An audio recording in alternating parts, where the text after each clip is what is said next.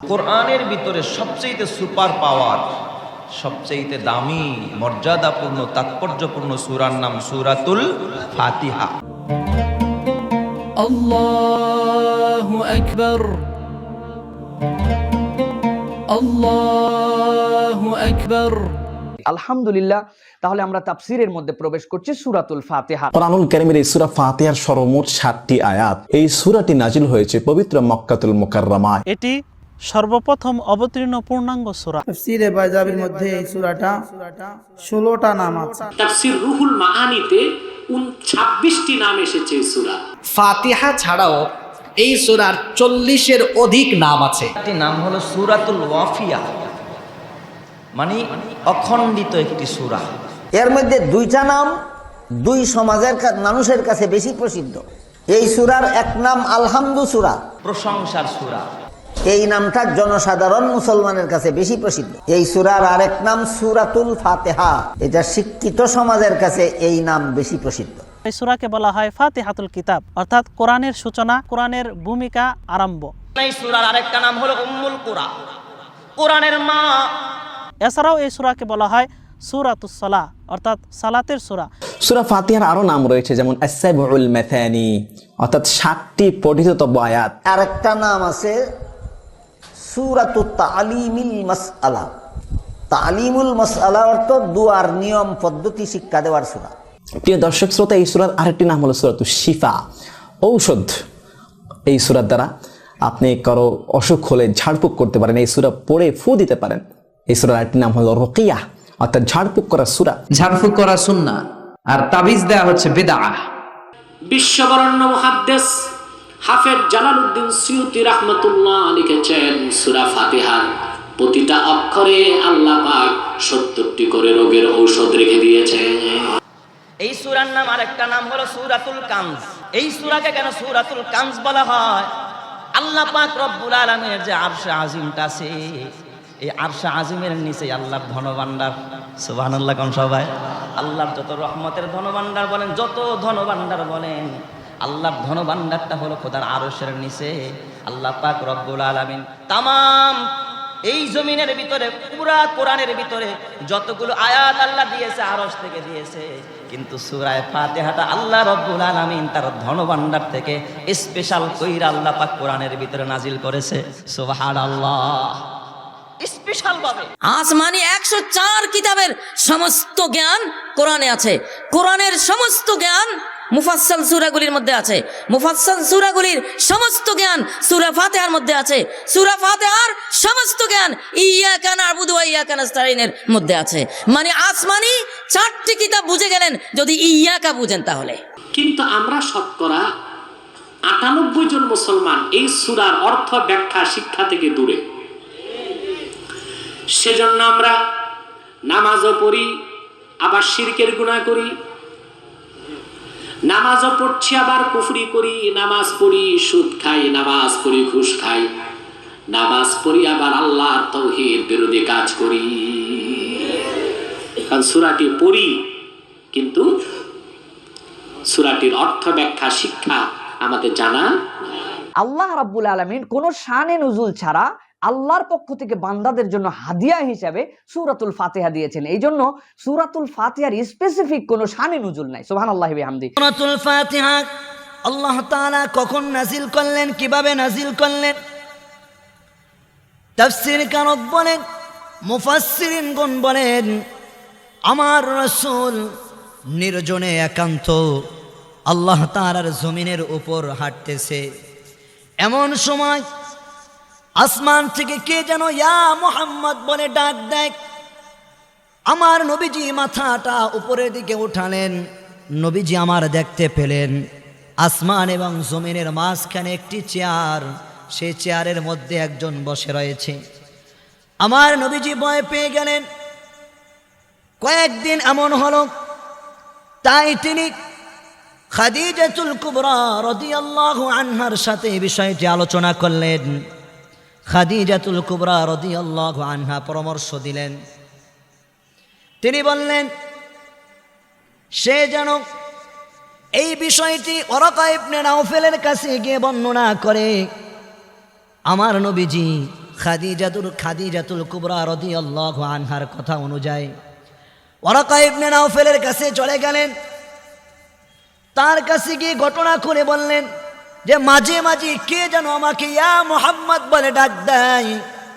Waraqah ইবনে নাওফেল আমার নবীজির কথা শুনে নবীজিকে বললেন, হে মুহাম্মদ, আপনি টেনশন করবেন না, আপনার চিন্তার কোনো কারণ নাই, আপনি পরেশানি হবেন না, আপনি ভয় পাবেন না।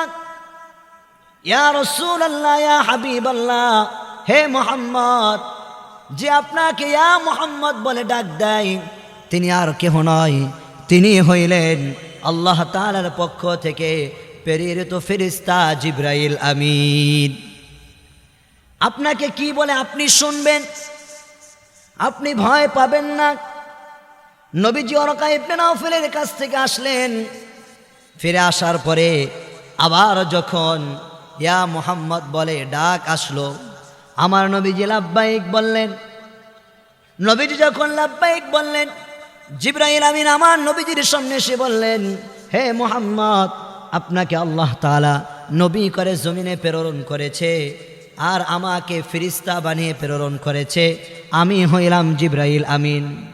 এরপরে আল্লাহ নবীজিকে বললেন, আপনি বলুন বিসমিল্লাহির রহমানির রহিম আলহামদুলিল্লাহি রাব্বিল আলামিন আর রহমানির রহিম মালিকি ইয়াউমিদ্দিন ইয়্যাকা না'বুদু ওয়া ইয়্যাকা নাস্তাঈন اهدنا الصراط المستقيم صراط الذين أنعمت عليهم غير المغضوب عليهم ولا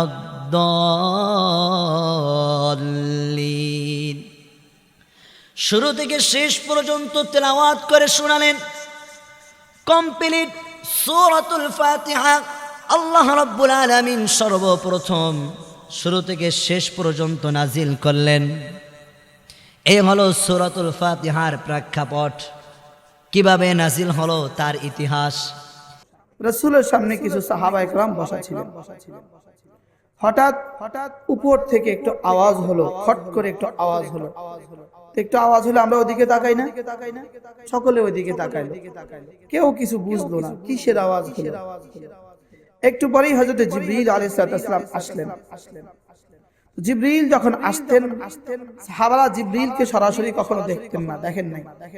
জিবরিল আলাইহিস সালাম কখনো কোনো সাহাবীদের আকৃতিতে কথা বলতেন, কখনো নিজের আপন আকৃতিতে কথা বলতেন, কখনো না আকৃতি ছাড়া রাসূলের সাথে কথা বলতেন।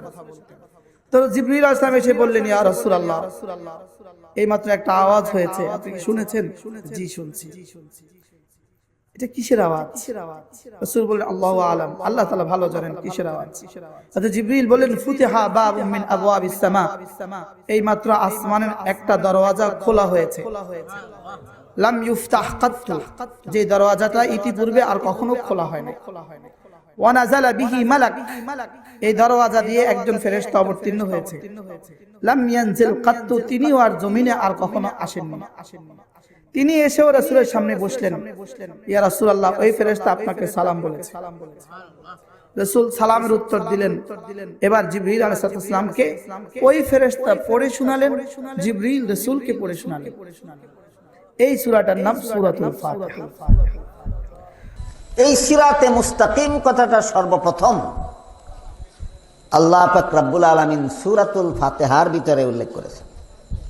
সেই দিন ইসলামের মধ্যে আল্লাহ রাব্বুল আলামিন চারটি এলেম রেখেছেন: শরীয়ত, তরিকাত, হাকিকাত, মারিফাত। সুবহানাল্লাহ। 7 আয়াত এক সূরায় 4টা এলেমের কথা বলে দিয়েছে। সুবহানাল্লাহ। সেই জন্য সূরা ফাতিহা শ্রেষ্ঠ সূরার মর্যাদা লাভ করেছে, বলেন সুবহানাল্লাহ। এমন কোন নামাজ নাই, এমন কোন রাকাত নাই যেই রাকাতের ভিতরে সূরা ফাতিহা না পড়লে কি হবে না? নামাজ হবে না। পুরো কোরআনটা হচ্ছে সূরাতুল ফাতিহার বিস্তৃত একটি ব্যাখ্যা। সূরা ফাতিহার বিষয়বস্তু 3টা ভাগে বিভক্ত। সূরা ফাতিহার 3টা পাঠের প্রথম পাঠ হচ্ছে আল্লাহ রাব্বুল আলামিনের প্রশংসা, মাঝেরটা হচ্ছে প্রশংসা এবং দোয়ার একটা সংমিশ্রণ, শেষের 3টি হচ্ছে মানুষের পক্ষ থেকে আল্লাহর কাছে দরখাস্ত এবং প্রার্থনার মিশ্রণ। হক্কানি রব্বানি আলেম হতে এই 4টা এলেম লাগবে: শরিয়াত, তরিকাত, হাকিকাত, মারিফাত। এবার আসেন সূরা ফাতিহায় 4টা এলেম আছে না নাই? আলহামদুলিল্লাহি রাব্বিল আলামিন আর রহমানির রহিম মালিকি ইয়াউমিদ্দিন। আল্লাহ নিজের পরিচয় দিলেন, এটা মারিফাত। এটা কি? আল্লাহ তাআলা, সব প্রশংসা আল্লাহ, যিনি সৃষ্টি জগতের রব, তিনি রহমান, তিনি রহিম, তিনি বিচার দিনের মালিক। এই যে আল্লাহর পরিচয়, এটি মারিফাত। এটা কি? এরপরে আল্লাহ তাআলা বলেন, ইয়্যাকা না'বুদু ওয়া ইয়্যাকা নাস্তাঈন। একমাত্র আমরা তোমারই ইবাদত করি, একমাত্র তোমারই কাছে সাহায্য চাই। ইবাদত শুরু হয়ে গেল। এটা শরিয়ত। ওযু করবেন, এটা ইবাদত, এটা নিয়ম কানুন আছে না নাই? নামাজ পড়বেন, এটা ইবাদত, নিয়ম কানুন আছে না নাই? রোজা রাখবেন, নিয়ম কানুন আছে না নাই? হজ করবেন, নিয়ম কানুন আছে না নাই? এই নিয়ম কানুনের মাধ্যমে আল্লাহর হুকুম মানার নাম হলো শরিয়ত। ইহদিনাস সিরাতাল মুস্তাকিম, আমাদেরকে সহজ সরল পথ দেখাও, এটা তরিকাত। সিরাতাল্লাযীনা আন'আমতা আলাইহিম, সেই পথ দেখাও যে পথে চলেছে তোমার নেয়ামত প্রাপ্ত বান্দাগণ, এটা হাকিকাত।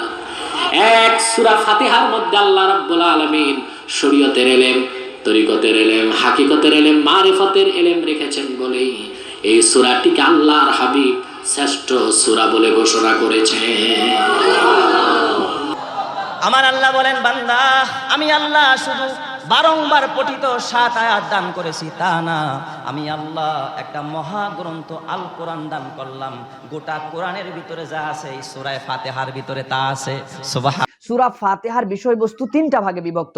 প্রথম 3টা আয়াত এটা আল্লাহ রাব্বুল আলামিনের প্রশংসা, এরপরে মাঝেরটা বান্দার সাথে আল্লাহর প্রশংসা এবং দোয়ার এবং একটা সংমিশ্রণ, তৃতীয়টা শেষের 3টা আয়াত হচ্ছে মানুষের পক্ষ থেকে আল্লাহর কাছে দরখাস্ত এবং আল্লাহর কাছে কামনার একটা মিশ্রণ। এই সূরা শেষ করার পরে বলতে হয় আমিন, নামাজের মধ্যেও বলতে হয় আমিন, মুসল্লিদের আমিন, আর ফেরেশতাও তখন আমিন বলে। হাদিসের মধ্যে আসছে ফেরেশতাদের সাথে আর মুসল্লিদের সাথে যার আমিন আমিন মিলে যাবে, ওই মুসল্লির জীবনের সব গুনাহগুলো আল্লাহ তাআলা মাফ করে দেবে। সুবহানাল্লাহি ওয়া বিহামদিহি, সুবহানাল্লাহিল আযীম। প্রিয় দর্শক শ্রোতা, আজকে আমরা সূরা ফাতিহা সম্পর্কে পরিপূর্ণ একটা ধারণা শুনলাম।